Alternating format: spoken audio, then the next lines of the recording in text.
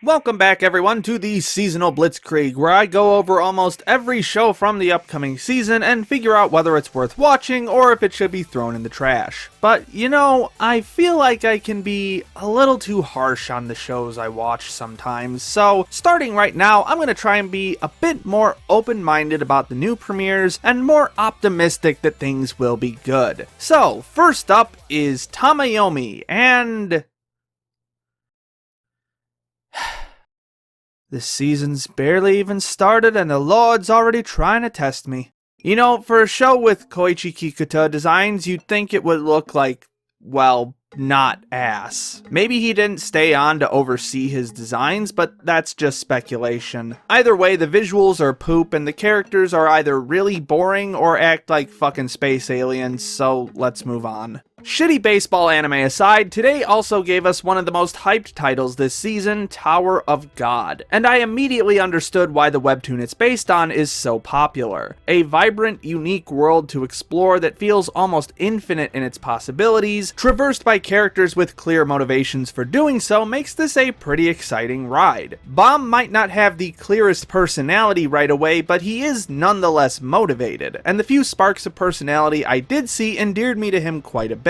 It nails the fundamentals of basic adventure storytelling. Plus, the bold color design makes it visually striking in practically every shot. And Kevin Pankin's music magnifies the grand scale of it all several times over. Honestly though, my favorite part is that two different women are motivated to help Bomb purely out of horniness. And as someone coming up on my 4th week of quarantine with N hentai on speed dial, this is extremely relatable. Also, this moment, あいつがただの男好きだったから。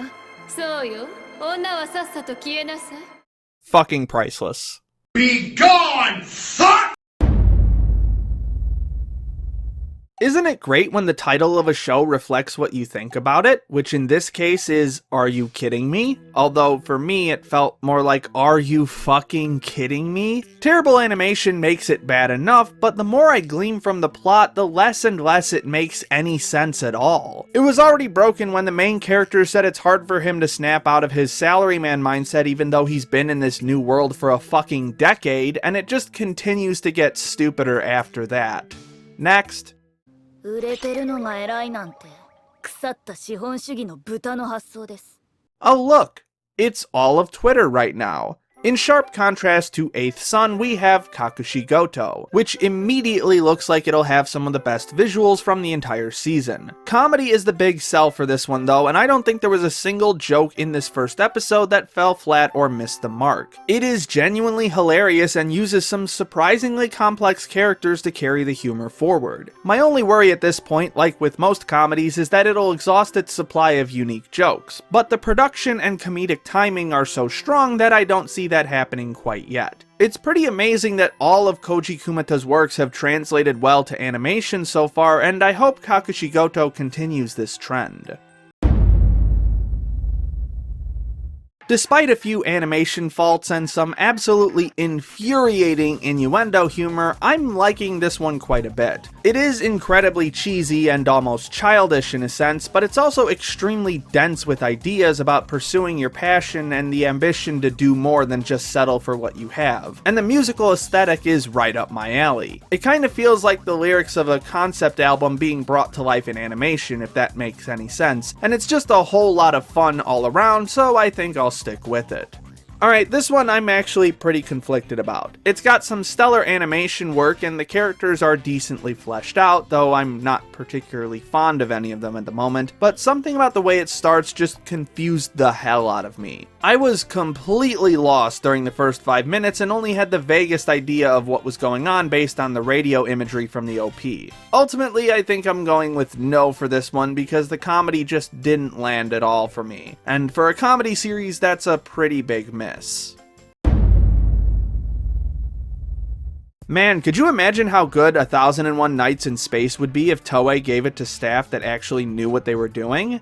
A shame that didn't happen though. I kind of feel bad ragging on this one because it's a unique idea that I absolutely would have liked to watch, but man, this looks like garbage from every conceivable angle.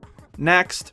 Okay, so my biggest fear with this one was that it would beat me over the head with the women can't be real artists thing, and it absolutely does that, but I still found myself enjoying it overall. The art direction is definitely strong enough to sell its Renaissance setting, and the characters give off so much energy and personality that they feel endearing despite the first 5 minutes being nothing but tropes stacked on top of each other like a checklist rather than something more natural. As ham-fisted as it is, it's still a pretty fun watch. Also, the main character tries to cut off her own titty, and that is a level of commitment that I just have to respect out of principle. A+, girl. You know, I've heard of some pretty out there one-night stands, but I gotta say this takes the cake. Although, now I'm wondering what dino penises look like. Yes, I have been stuck inside way too fucking long. That being said, I don't get this one. Almost all of the punchlines seem to just be Dino makes a funny face, and the absurdist parts really don't feel that absurd. I guess the aesthetic is kinda nice, but it's mostly just boring. Next. Now here's another one I am super conflicted about on pretty much all counts. The animation itself feels very polished and energetic, but the overall art design is just kinda bland and uninteresting. The characters feel like there was a decent amount of thought put into them, but there's still this sense of hollowness that keeps me from being completely invested. The story feels like it's breaking down the otome game tropes pretty well, but the main character feels kinda dumb in how she executes her plan based on her knowledge of these tropes, which I guess is fine, just not as interesting as a more genius-oriented character. I think I'll be sticking with it for now, mostly cause Katarina is hella cute, but I wouldn't be surprised if I dropped it within a couple episodes. Ravens and crows are cool as shit! They're cool as shit, and they can be your friends! But thanks to the Migratory Bird Treaty Act, you're not allowed to keep one as a pet in Michigan! On the other hand, Sing Yesterday for me is unambiguously really fucking good. Once again, Doga Kobo has delivered a stellar work of animation. The incredibly detailed and fluid character acting, the rough line work that gives the character designs a more natural feel, and the nuanced lighting used throughout make this an absolutely breathtaking production, which is only further supported by its strong story. The main character is about 87 different levels of literally me, mostly in the aspects that I hate about myself, and there's a solid push and pull of tension amongst the main cast. Doga Kobo has always been an ambitious studio in terms of animation, and attaching a ponderous, mildly dramatic story to that animation makes me very excited to see where it goes. And then we have Digimon Adventures, a reboot of the original series, and boy do I have some thoughts on this. While I am happy that it isn't taking the Mewtwo evolution approach of just copying the old version scene for scene but with shittier animation, see my video on that in the description, there are still some issues, most notably in its tone. It's kind of hard to explain, but this new series doesn't feel like a kids show. It feels like it's taking itself very seriously. There is barely any levity in this first episode outside of the first few minutes, and I'm really hesitant to say how that will hold up as the series goes on. Considering that a lot of the original's best moments were its goofier ones, I'm not so sure how this will play out in the long run, but I am willing to humor it at least a little because this might actually be the most visually impressive TV project from Toei since Kyoso fucking Giga. Spectacular color work, vibrant animation, and a solid understanding of the original character designs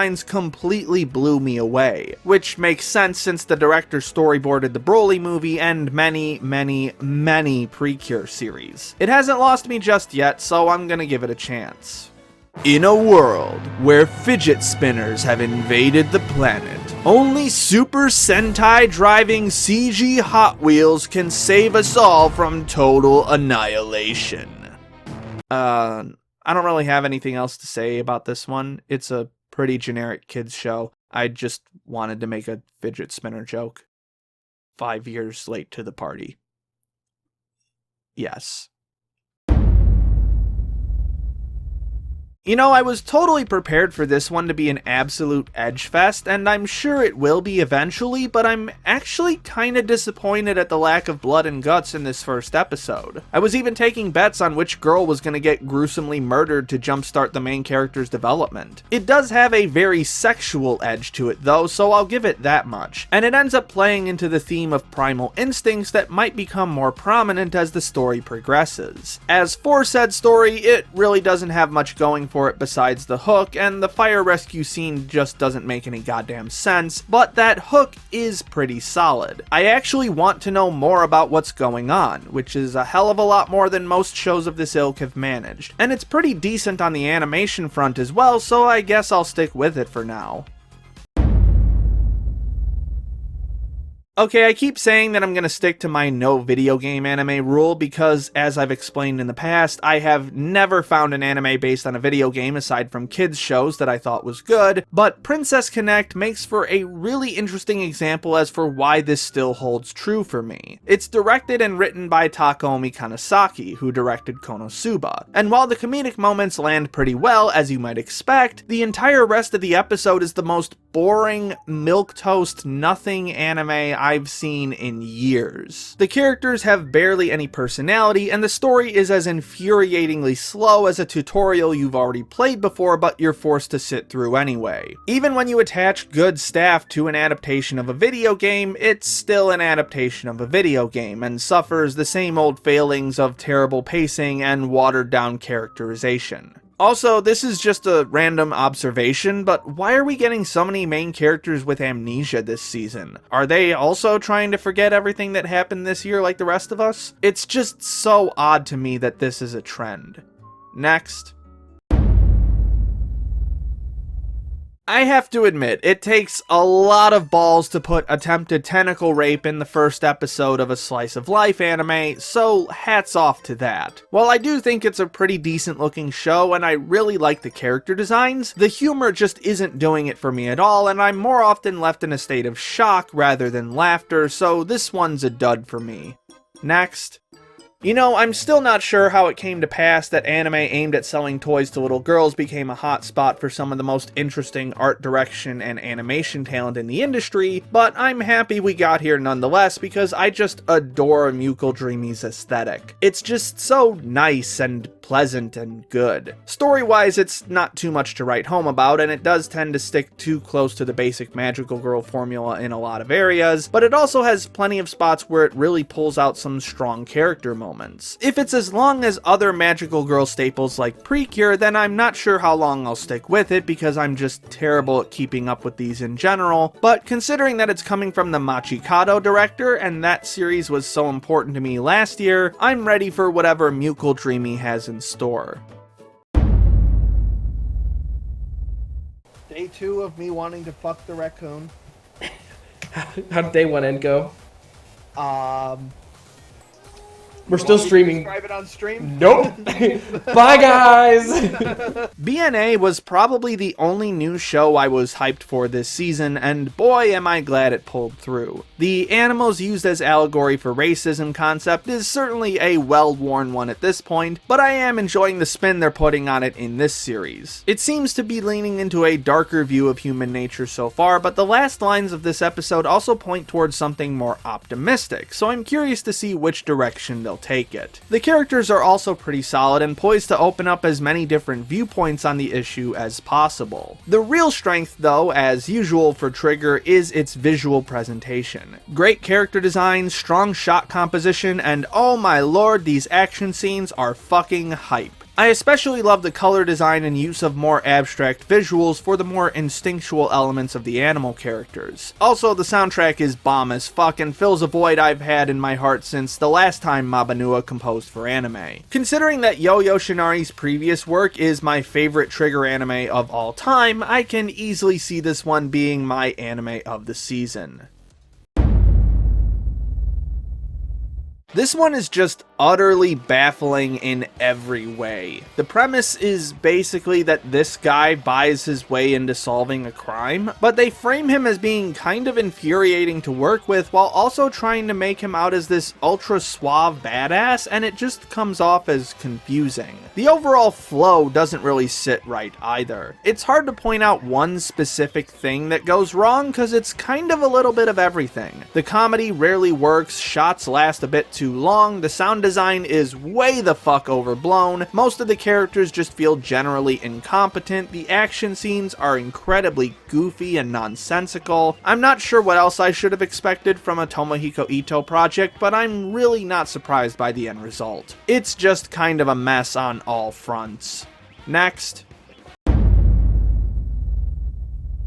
It's kind of difficult to tell exactly what you're gonna get from any given PA Works project nowadays, and after the first episode of Appare Ranman, I'm still not really sure what I'm looking at because so many of the story elements just don't mesh at all. It certainly has some solid elements to it, in particular characterization and how these characters interact with each other, but it hasn't exactly been all that enjoyable in the moment-to-moment stuff. I also kinda hate the main character. He comes off as extremely self-centered and not really caring about how his mishaps affect others, and the flash forward at the beginning of the episode doesn't really suggest that this will change, so I don't have a lot of hope for potential character development. The visuals are certainly very detailed and striking at a glance, but they don't really do much to enhance the narrative or focus on key moments to draw out any emotion. It feels a little too sterile, and I guess that's my biggest complaint and why I'm not really interested in seeing any more of it.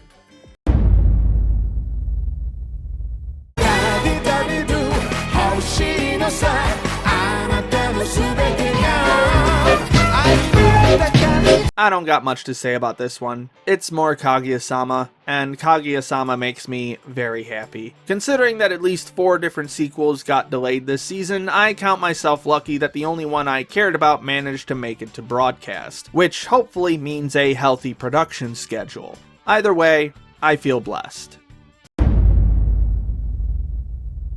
I'm not sure why there's been kind of a surge in anime adapted from detective novels, but I can say with confidence that I have not enjoyed a single one of them. And Woodpecker Detective's Office is no different. It doesn't really make any mistakes with its story or characters, but nothing really stands out, and it's just incredibly boring on the whole, only occasionally spiced up by some mildly interesting visuals. It also seems to be a pretty boys show, which, while I'm not totally adverse to, rarely lands in my aesthetic sweet spot, so I'm not gonna bother. And with that, we've wrapped up yet another season of First Impressions. There are still 1 or 2 shows left to premiere, but they don't come out for a while. Here's the list of everything I'll be checking out in order from best to worst. Surprisingly, I only ended up dropping about half of everything from this video, so maybe we're in for a really strong season. Be sure to let me know what shows you'll be watching in the comments below. Special thanks to Jan Rogalski, Rourke Tanjoin, Christine Seibert, Ryan Johnson, and all my other patrons for their generous support. My name is Ember, and I'll see you next time.